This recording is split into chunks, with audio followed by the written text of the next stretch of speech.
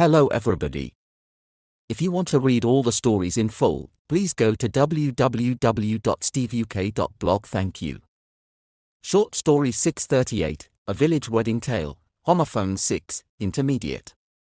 In a quaint English village nestled between rolling hills, preparations for a grand wedding were underway. The bridal party burst with excitement, dressing in delicate lace gowns, while the groom adjusted his bridle on his horse, ready to lead the procession. The village square was alive with chatter, and the air carried the scent of fresh flowers. Anna, the bride's cousin, wanted to broach the topic of the wedding speech with her shy brother, Tom. She pinned a sparkling brooch to her dress, hoping it would give her confidence. "Tom, will you say a few words?" she asked gently. Tom, nervous, scratched at a burr stuck to his jacket, its prickly burr catching his fingers. "I'll try," he mumbled, "but I'm no good at speeches." The wedding was set by the old mill, where the river ran clear. Anna, ever practical, had decided to buy the decorations herself, stopping by the village market to pick them up. "Bye for now," she called to the stallholder, waving as she left. The buyer of the flowers, a kind farmer, had his byre nearby, where cows lowed softly as he handed over the blooms. Back at the village hall, the calendar on the wall marked the big day with a red circle. Anna noticed an old calendar machine in the corner, used long ago to smooth cloth, now gathering dust. She smiled, thinking how times had changed. The hall was draped in canvas, its rough texture perfect for the rustic theme, though Anna had to canvass the villagers for extra chairs to seat everyone. The ceremony began, and the vicar's voice rang out with a call to gather. A thin call of mist hung over the fields, adding a mystical touch to the day. The guests, from every caste of life, farmers, shopkeepers, and even a local artist of a higher caste in the village's social order, sat together, united in celebration. As the vows were exchanged, Tom stood nervously, ready to give his speech. "I'm not much for words," he began, "but love binds us, not just today, but forever." The crowd chuckled at his accidental pun, easing his nerves. The day ended with dancing, laughter, and a shared hope for the couple's future. The village wedding, with its simple joys and heartfelt moments, became a story told for years, a reminder that love, in all its forms, brings people together. Vocabulary notes. Bridal, adjective. Definition, relating to a bride or a wedding. Example from the story, the bridal party burst with excitement, dressing in delicate lace gowns. Similar words. Nuptial, relating to marriage or weddings, e.g., the nuptial ceremony was beautiful. Matrimonial, relating to marriage, e.g., they celebrated their matrimonial bliss.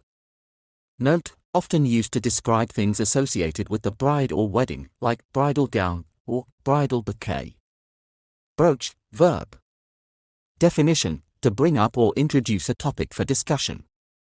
Example from the story, Anna wanted to broach the topic of the wedding speech with her shy brother, Tom. Similar words. Raise, to bring up a topic, e.g., she raised the issue during the meeting. Introduce, to start a conversation about something, e.g., he introduced the idea of a new project. Note, used in formal or careful contexts when starting a sensitive or new topic. Burr, noun. Definition, a prickly seed case or flower head that sticks to clothing or fur. Example from the story, Tom, nervous, scratched at a burr stuck to his jacket, its prickly burr catching his fingers. Similar words. Thorn, a sharp point on a plant, e.g., the rose's thorn pricked her finger. Prickle, a small, sharp point, e.g., the cactus was covered in prickles.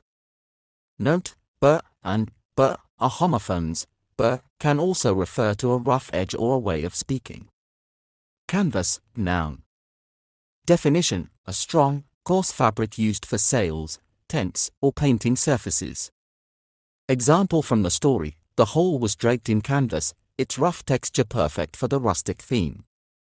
Similar words. Fabric, general term for cloth, e.g., the dress was made of fine fabric. Material, substance used for making things, e.g., they used sturdy material for the tent. Note, Canvas is often associated with art or heavy-duty uses, unlike canvas, to seek votes or opinions. Cast, noun. Definition: a group of people or things, often with a specific role or type. Example from the story: the guests from every caste of life, farmers, shopkeepers, and even a local artist of a higher caste, sat together. Similar words. Group, a collection of people or things, e.g., a group of friends attended the event. Set, the specific collection, e.g., the set of musicians played beautifully. Note: cast can also mean to throw or assign roles, e.g., in a play, while caste refers to a social class. Story written by Grok AI. Image created by Grok AI. To read all the stories in full, please go to www.steveuk.blog. Thank you. Hey there, have you ever been completely stumped by English words that sound exactly alike but mean something totally different?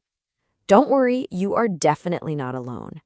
Today we're going to crack the code on these tricky word twins. Okay, let's just dive right in. Take a look at these two words. They sound identical, right? But one little letter, just one, changes the whole meaning from something about a wedding to a piece of horse tack. How does that even happen? And that, right there, is the heart of the puzzle we're solving today. We're talking about words that are basically sound-alikes, almost like they were designed just to keep us on our toes. And yep, there's a fancy name for this: a homophone. The name itself is actually a huge clue. It comes from the Greek words homo for same and phony for sound. Same sound. Simple, right? Well, let's see how they work in the real world. Now, to really get a feel for how these words operate out in the wild, we are not going to sit here and look at boring lists. No way. Instead, we're going to dive into a short story set in a cozy little English village. That's right. Our main example is a village wedding tale. It is the perfect setting, really, to see how these confusing word pairs just pop up in everyday language, creating this living puzzle that we can solve together.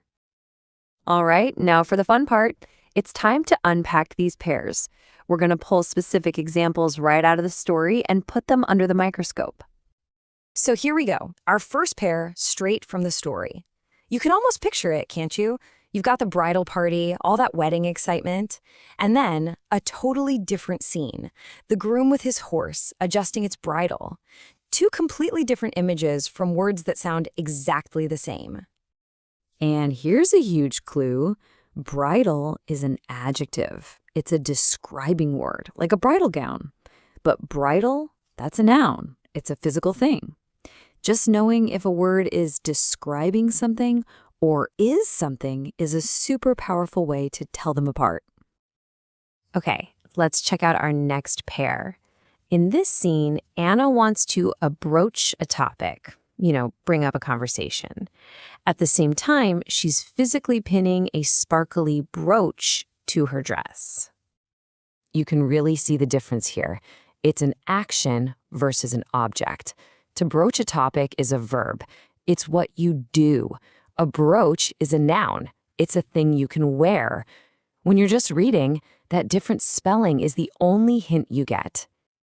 Ooh, now this next one is really tricky because they're both nouns and they both refer to something prickly. He's got a burr, a little seed pod stuck on his jacket, and he feels its sharp, prickly burr or rough edge. So a burr is a very specific thing that comes from a plant. A burr, on the other hand, can be a rough edge on metal, or it could even be the way someone talks, like a distinct accent. They're both kind of prickly concepts, but in totally different ways. All right, back to the wedding hall for our next pair. The whole room is decorated with canvas, the fabric. But then Anna has to canvass the villagers. She's performing an action, going around and asking for help. You gotta pay close attention to that double S. Canvas with one S is the material. Canvas with two S's suddenly makes it a verb. the action of surveying people. That one extra letter completely shifts it from a thing to an action. And for our last pair from the story, we're looking at the people, the guests. The story says they come from every caste of life, every type of person. But then it points out that one guest belongs to a higher social caste. Now, this one's pretty subtle. Caste can mean a group, like the cast of a play, or just a general type of person. But caste, with that E at the end, is way more specific. It's talking about a rigid social system.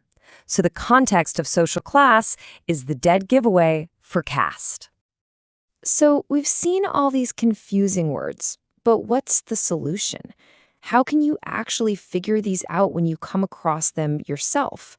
Well, the answer is actually a lot simpler than you might think. The absolute key is context. The sentence that the word is sitting in gives you all the clues you need to figure out its meaning and its spelling. So let's put that to the test right now with an example from our story. Okay, take a look at this sentence. A thin blank of mist hung over the fields. A thin something of mist. What kind of word would fit there to describe a thin layer of mist? So here are your choices. Is it call, like a shout, or is it call? Just think about the context. A thin layer, almost like a veil of mist. Which one makes sense? And if you chose call, you are spot on. A call is a thin, filmy layer. The words around it, thin and mist, were your clues, pointing you directly to the right answer. See? You just solved it using context. So, after all that, what is the big takeaway? How do you actually go about mastering homophones? It all really boils down to this. Homophones might sound the same, but that's where the similarities end. They have their own spellings, their own meanings, their own jobs. The real takeaway isn't to memorize a million different words, but to become a word detective. The power is always in the sentence around the word. That's your secret decoder ring. You know, mastering homophones is just one little piece of the giant, amazing puzzle that is the English language. And that leaves me with a question for you. What other tricky English words are tripping you up?